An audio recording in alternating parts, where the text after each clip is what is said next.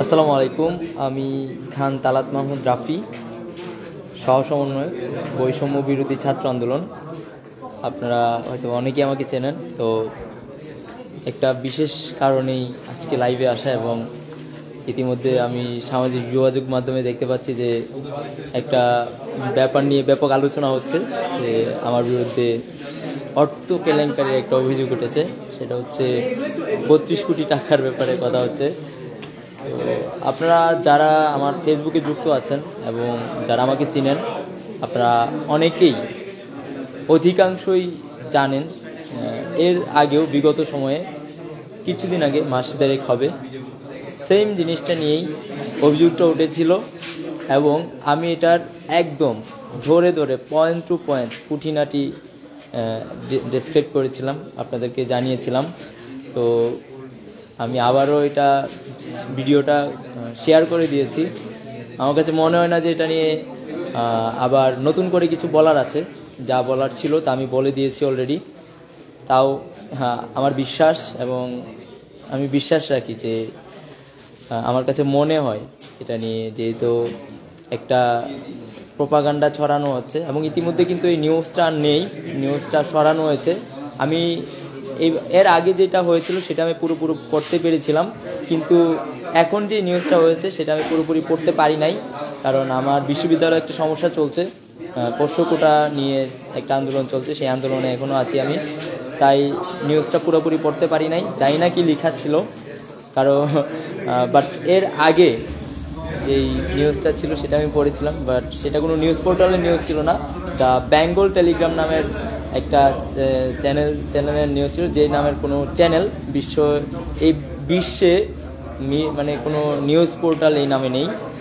আর এইবার যেটা হয়েছে সেটা হচ্ছে ডেইলি বাংলাদেশ, আমি যতটুকু দেখেছি ডেইলি বাংলাদেশ এরকম কিছু একটা নাম। তো আমি নিউজটা পড়তে পারি নাই, জানি না কি লেখা আছে, বাট এটা আমি টাইটেলটা রেখেছি যে 32 কোটি টাকার ব্যাপারটা এসেছে।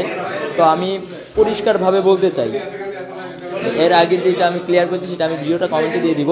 আর পরিষ্কারভাবে বলতে চাই যে যে অভিযোগগুলো এসেছে, যদি এই অভিযোগগুলোর একটাও 0.001% প্রমাণ হয়, তাহলে বাংলাদেশের আইনে যে শাস্তি আছে সেটা মেনে নিব। সেই শাস্তি মেনে নিতে আমি প্রস্তুত, অলওয়েজ। আগেও বলেছি, এখনও বলছি।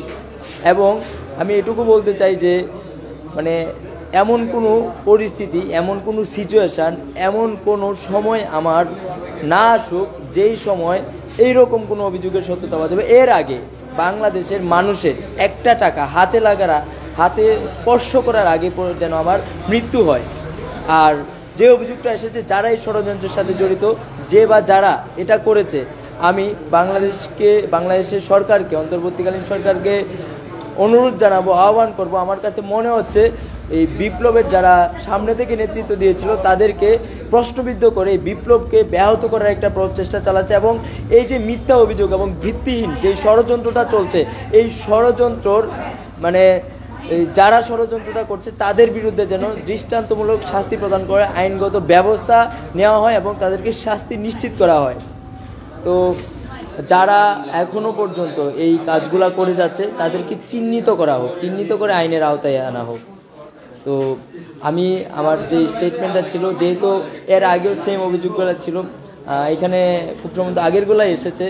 তো বন্দর নিয়ে কথা হয়েছে। দেখেন, আমি এর আগেও বলছি, এখনও বলছি, বন্দরের চেয়ারম্যানের নাম্বারটা পর্যন্ত আমার কাছে নাই।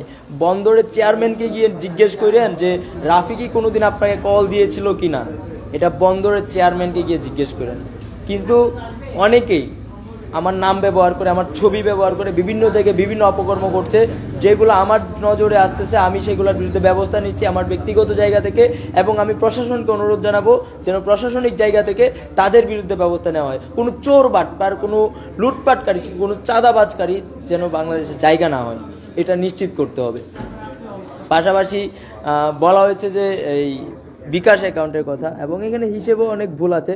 তো বিকাশ, আমার এখন কিছুক্ষণ আগে আমি বিকাশটা চেক করেছি, আমার বিকাশে 178 টাকা আছে। তো আর বাইন্যান্স অ্যাকাউন্ট তো বাংলাদেশে কোনো বৈধতাই নাই। আমি অনেক আগে, যখন আমি ইন্টারে পড়তাম, তখন একটা বাইন্যান্স অ্যাকাউন্ট খুলেছিলাম, বাট সেটা এখন আর চালাই না। কিন্তু যখন ওই প্রথম দিকে অভিযোগটা উঠেছিল আমি গিয়ে চেক করেছিলাম যে আসলে এটা কি আমার অ্যাকাউন্টে আছে কি না। অ্যাকাউন্ট আছে, বাট যেই অ্যামাউন্টটা দেওয়া হয়েছে সেই অ্যামাউন্টটা অ্যাকাউন্টে নাই। তো আমি পরিষ্কারভাবে বলতে চাই, যারা এই যে নিউজটা সরানো হয়েছে, বাট যে বাজারে এই নিউজটা করেছে এবং যে বাজারে এটার সাথে জড়িত আছে, প্রত্যেককেই আইনের আওতায় আনতে হবে। প্রত্যেককে আইনের আওতায় এনে দৃষ্টান্তমূলক শাস্তি নিশ্চিত করতে হবে।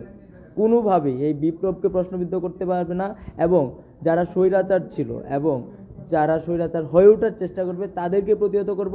যারা স্বৈরাচার ছিল তাদেরকে আমরা সবাই মিলে প্রতিহত করব। এদেরকে আর এদেরকে ফেরার সব রাস্তা বন্ধ করে দিতে হবে। সবাই ভালো থাকুন, সুস্থ থাকুন। ইনকিলাব জিন্দাবাদ, বিপ্লব দীর্ঘজীবী হোক।